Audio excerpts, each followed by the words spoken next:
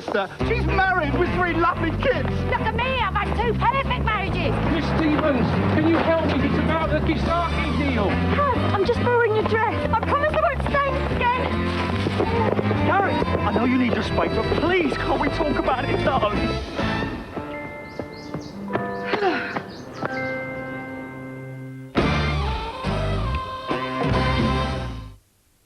Look, this is what Mummy's made you. It's a little sailing boat to put in your lunchbox. And, oh, wow. Wow, look, it's a fireman's helmet. And, got a little igloo.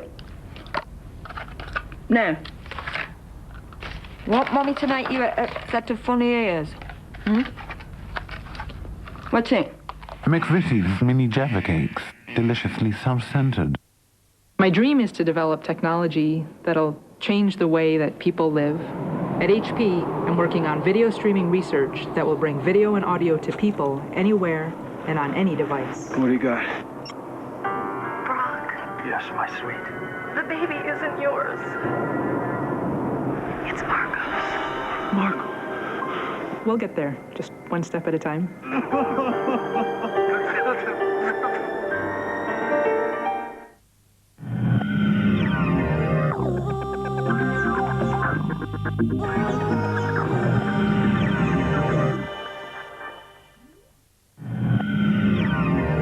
Stay tuned for new .tv programming.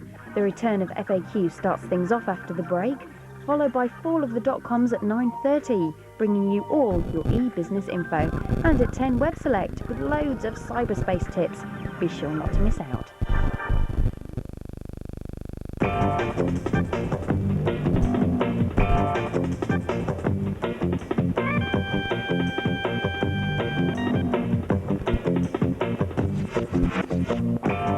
Hello and welcome to FAQ, the quintessential TV show for infomaniacs. On the show today, we'll be finding out about ADSL and the future of the internet, what's in that aircraft black box and why it isn't actually black at all.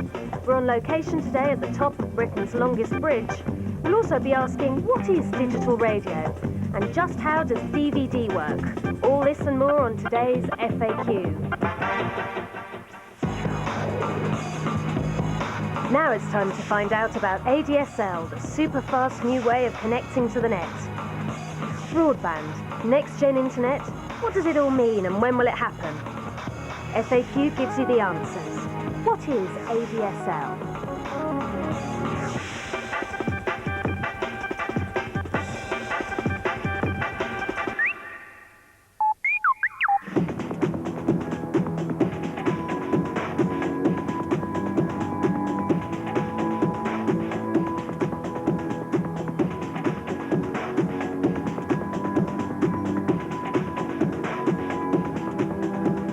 ADSL is asynchronous digital subscriber line. That's what it stands for. It doesn't mean much to consumers, but what it actually means in terms of what it does is it connects your computer to the internet via a high-speed connection using existing copper wire, the existing telephone line, but supercharging it in a way that carries data much faster than we get at present on what's called dial-up access, the modems we've been using for the last 10 years. ADSL is part of what we call broadband. Broadband is the high-speed internet, and ADSL is one type of it. I want to get on the internet, and I want to browse the web. I want to download large amounts of data. I want to look at a video. I want to listen to music. I want to do all those things that typically requires a very high-speed internet access. That's what broadband is all about. The first advantage of ADSL, from the consumer's perspective, is that it's always on. The moment you turn your computer on, you are connected to the internet. It's like the internet is one big hard drive that your computer has access to. The other advantage is speed, pure raw speed. ADSL is at least 10 times faster than a dial-up modem. There is a limitation with the technology of ADSL, and that is that you have to be within 3 kilometers wiring distance of the local telephone exchange. Wiring distance means the amount of copper wire between your house and the local exchange, the little brick building at the end of your road, typically. It's also complex technology. It's very new. It requires an engineer to come to your house, and sometimes the installation process can take many hours. In every country, this is being discovered, that it's not something you can do yourself as a consumer.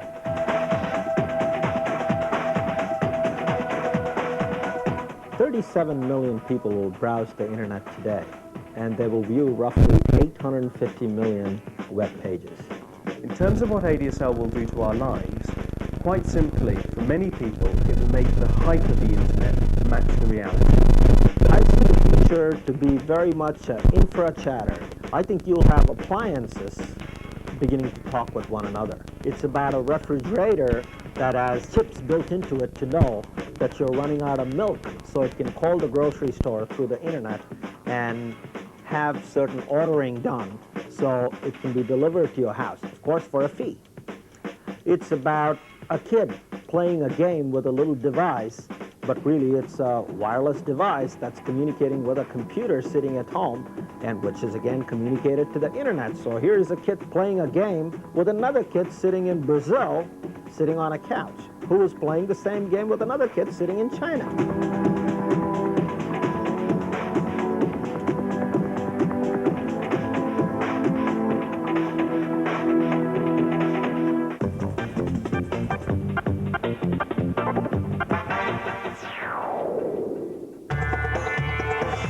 Next up, what are the secrets of the black magic box?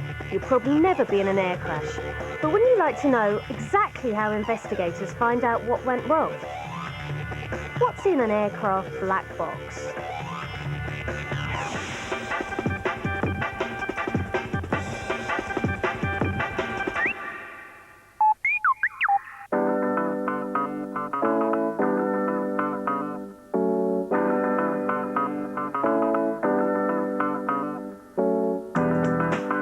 Black box is, in actual fact, a generic term. It's a term used to describe a piece of electronic equipment. It's pure and simple as that. The black box on an aircraft is, in actual fact, orange to aid identification in the event of an accident. The box itself contains a package of electronics which are designed to monitor various parameters on the flight deck of an aircraft in the event of a crash, so that investigators, when they're going back to look at the cause of that crash, can actually tell what the engine settings were, for example, and so on and so forth. There is a secondary black box. That one is, in actual fact, a voice recorder that records the conversation between air traffic control and the aircraft. It also records the conversation that's going on in the cockpit as well. Typically, the black box, or boxes, sit in the tail of an aircraft. There are various reasons for that. It has been shown that the boxes themselves suffer less damage situated in the tail than they do in any other part of the aircraft. Black boxes weren't always fitted to airplanes. They weren't even required to be by the Civil Aviation Authority. It wasn't until there was a crash to a British European Airways Trident just after takeoff from Heathrow. After that, the Civil Aviation Authority required that black boxes were fitted to British airliners. In the original black boxes, there used to be a metal tape which received magnetic signals. It was metal because if it were ordinary tape recorder tape, then obviously exposure to heat or impact would break it. And they recorded a very little information about what the aircraft was doing, usually during the last half hour before the accident happened. The importance of the flight data recorder cannot really be overstressed. Without it, accident investigators would very rarely get to the root cause of an aircraft accident. It takes a whole lot of other electronic data from the aircraft, from things like the flight management computer and so on, which all provide telltale signs to the investigators when they're looking for the cause of an aircraft accident. I don't see flight data recorders changing very much in the near future, because they have changed so much relatively recently. It may be that it will become illegal to fly airplanes with any of the older equipment, but in modern airplanes which have digital flight management systems, they can feed a huge amount of information which can already be almost more than the accident investigators need into the flight data recorder.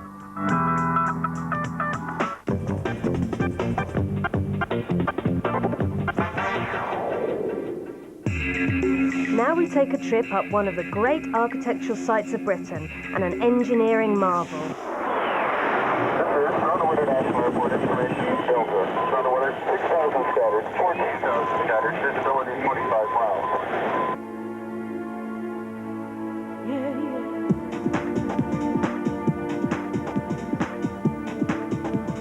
The Humber Estuary has long been one of Britain's most important commercial waterways.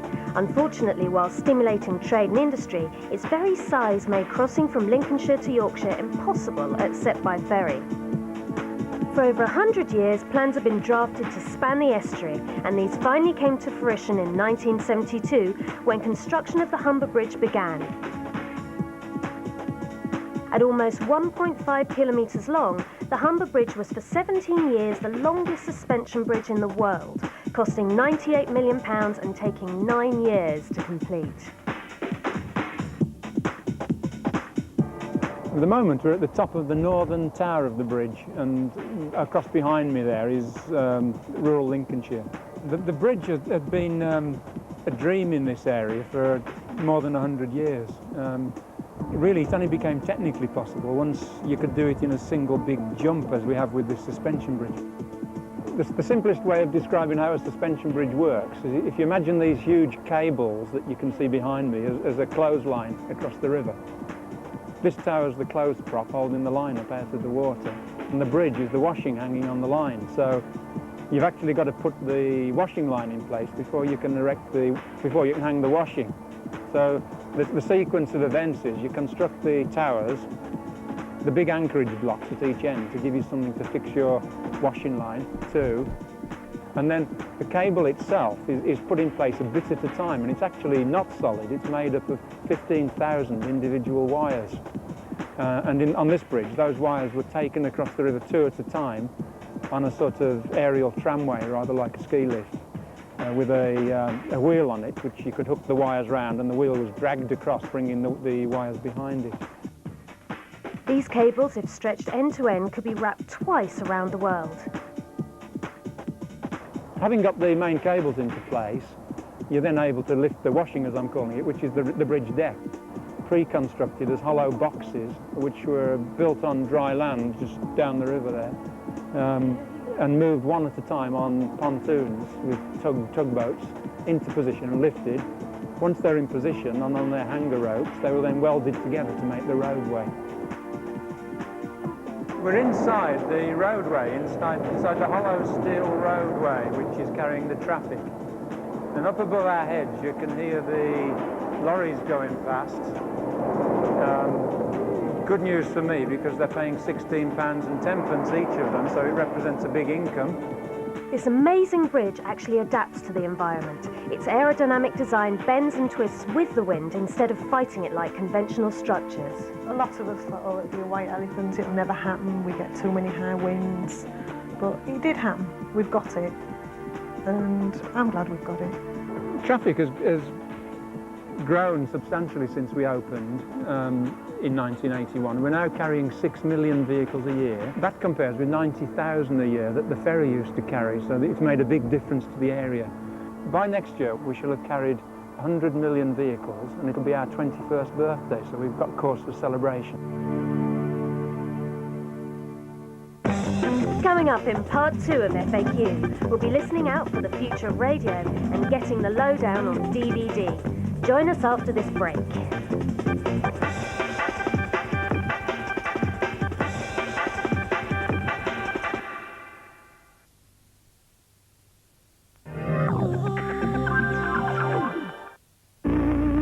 In our universe, time doesn't stand still. But at .TV, we have the power to turn back the clock. Brace yourself as we take a look at the best from the week. Games, gadgets, entertainment and technology for a brave new world in Technosphere. Fridays at 8 on .TV.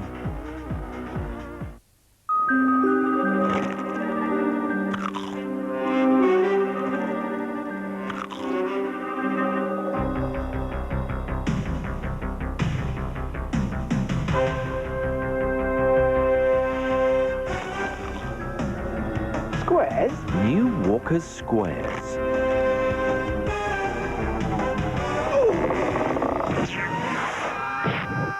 They're walkers in disguise. At Currys, we serve over 15 million customers every year. In fact, we sell more electrical products than anyone else in Britain. That means we buy more and pass the benefits straight on to you in low prices every day. That's low, low prices on all products in over 400 stores right across the country. That's Currys, Britain's biggest for low prices.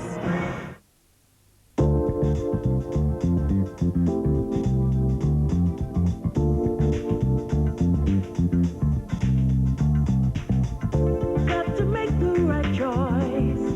Open up your eyes.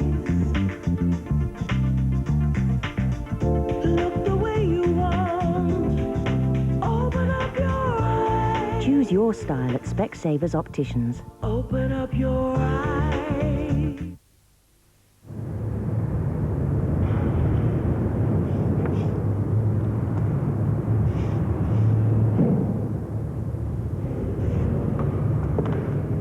They've probably just spent more time concentrating on my body than they ever have on their own. Maybe you should take some time to find out more about yourself. You can have up to 2 hours of extensive checks with a Bupa health assessment. Call 0800 00 1010.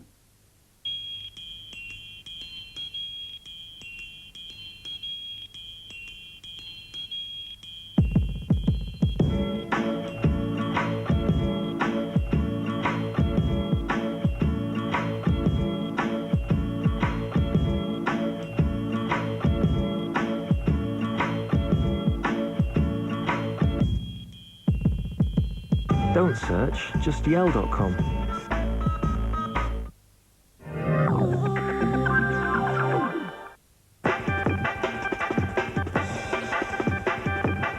Welcome back to FAQ. Today's scientific holy grails will be asking if we'll ever travel at the speed of light, and we'll have a metallic mighty minute of robots. But first, have you ever raged because you can't find your favourite tune on the radio, or winced at interference from the local minicab office? FAQ here's what tomorrow's wireless will sound like. What is digital radio?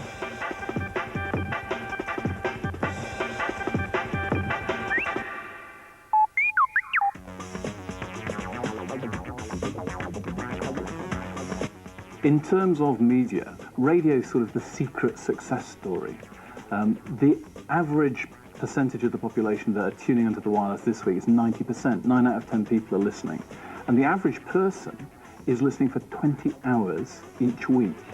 Digital technology for radio is about hanging on to that strength, that popularity, and the value that we're currently delivering into people's homes and into people's lives. But making sure that in terms of the sound quality, making sure that in terms of the station choice, that we're keeping in touch with the market. Digital radio uses conventional transmitters, very tall towers around the country. You can get the national stations, commercial stations and BBC and some news stations in about 60 to 70% of the UK population. We turn the sound, the audio, into digital using MPEG, which makes it a really tight, robust signal. And so we raise the chances that we get a perfect signal from our studios, from our transmitters, to you as a listener.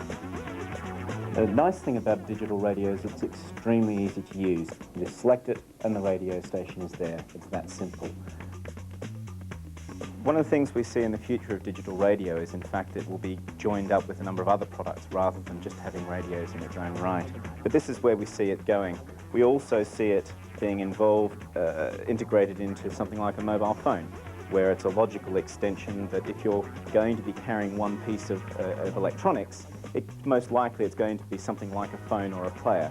And so having a phone, for example, which then also delivers high-quality radio, enables you to play MP3 files and so on, starts making it a very attractive product to carry in the future. We see the future for digital radio is very bright. Ultimately, it will replace FM radio. And We see that starting when the governments announce when they are going to switch off the FM frequencies, which we expect them to be doing by the end of this decade, or perhaps the latest early next decade. The radio of the future is simply going to be a more attractive version of what you have now, in that in addition to core audio services, you will also get a range of data services, and they tell you anything from what the song is that's playing now, to information about the current advertiser, through to program information and more advanced information such as travel and so on. Digital's going to be about more stations, lots more chance that you'll get the type of music that you really want to listen to, the chance that you'll get the news faster, you get the information you want, and spawning choice. But also some things that involve multimedia. So some things that involve us as a broadcaster transmitting over the airwaves, internet pages, the up-to-date travel views to your car so that it knows whether to stay on the motorway or turn off because it's been told by digital radio that there's a traffic jam ahead.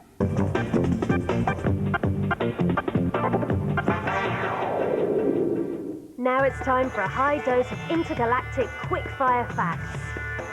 Soon they'll be washing our smalls and doing the spring cleaning. Today's Mighty Minute goes all robotic.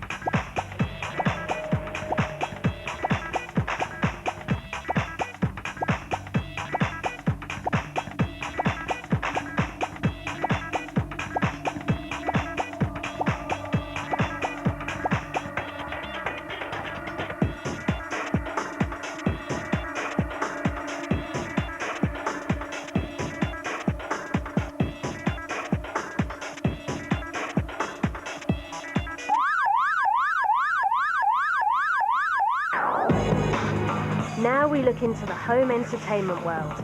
Gone are the days of fuzzy old videotape. The age of digital home cinema is upon us. But why exactly does it look better? For all you really need to know, watch this space. How does DVD work?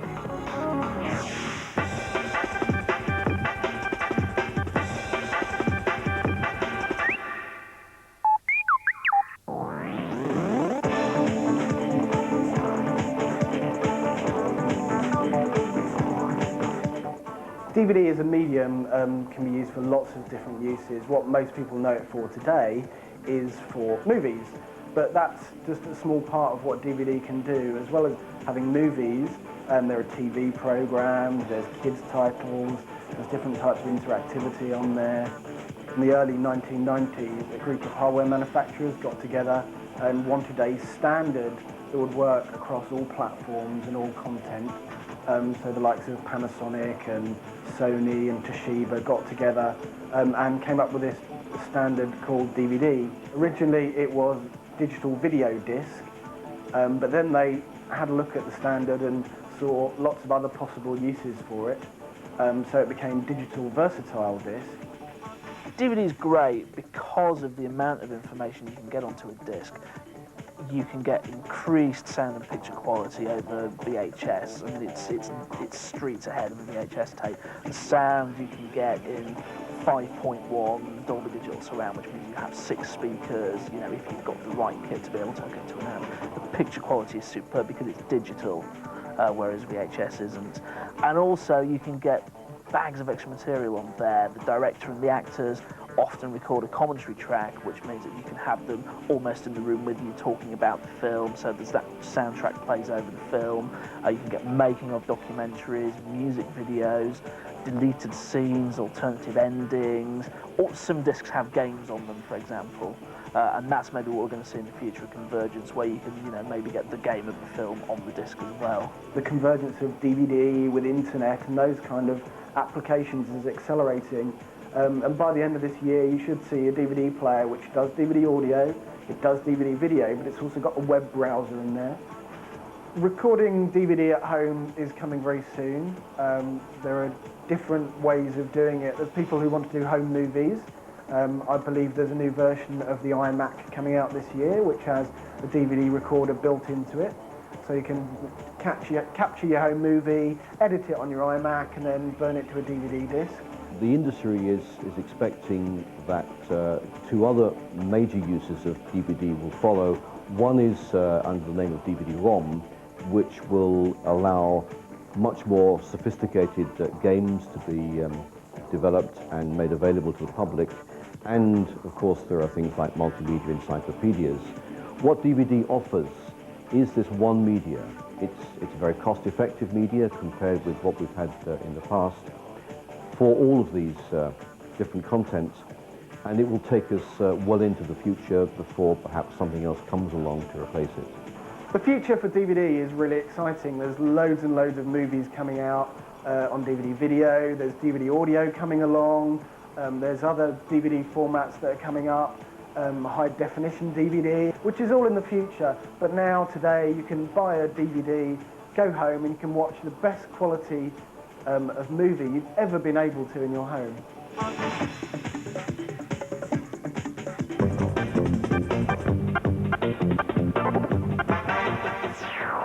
The velocity of light plays a central role in astronomy and physics. According to Einstein, nothing in our universe can exceed it. Holy Grail's attempts to answer man's need for speed. The speed of light is not just a speed, like the speed of sound or the 70 mile per hour limit on the motorway. It's a speed that is a fundamental constant. It's bound up with the fabric of the universe. Well, light travels at 700 million miles per hour, and it would take like 100,000 years just to cross our galaxy. So if we ever want to explore the furthest reaches of the universe, we're going to have to travel faster than light. Problem is, the laws of physics say it's impossible. Fortunately, there is a loophole. Although nothing within the universe can travel faster than light, there's nothing to say that there's a limit on how fast space-time itself can expand or contract. In fact, physicists think that soon after the Big Bang, space-time actually expanded faster than the speed of light. So there's various ways that physicists have tried to think up that we might be able to use this to break the light barrier. One of them is called warp drive. Basically, the idea is that you warp space-time so that in front of your ship you contract space-time, and behind your ship you expand it, and that pushes you through the universe as fast as you like. The main catch here is that you need mass with negative energy to be able to warp space-time, and nobody knows how to do that or even whether it would be possible. Another idea is wormholes, where space-time becomes distorted so that two distant parts of the universe are joined close together, and you can use that as a shortcut to travel through between the two. But again, nobody knows if it's possible.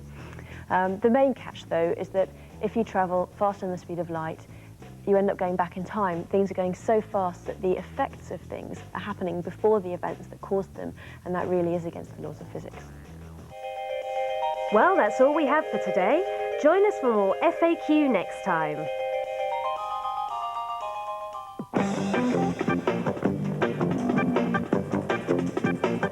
Try and avoid any trip-ups and learn from these e-business slip-ups. Follow the .coms with all your e-business info after the break.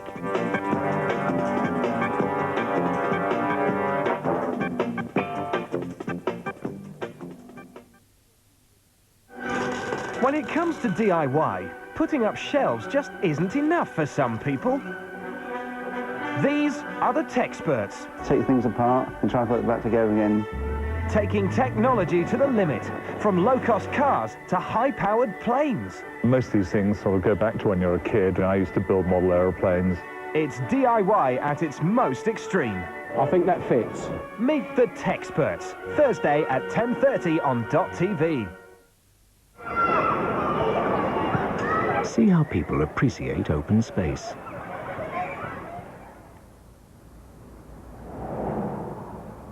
See how people prefer light to dark.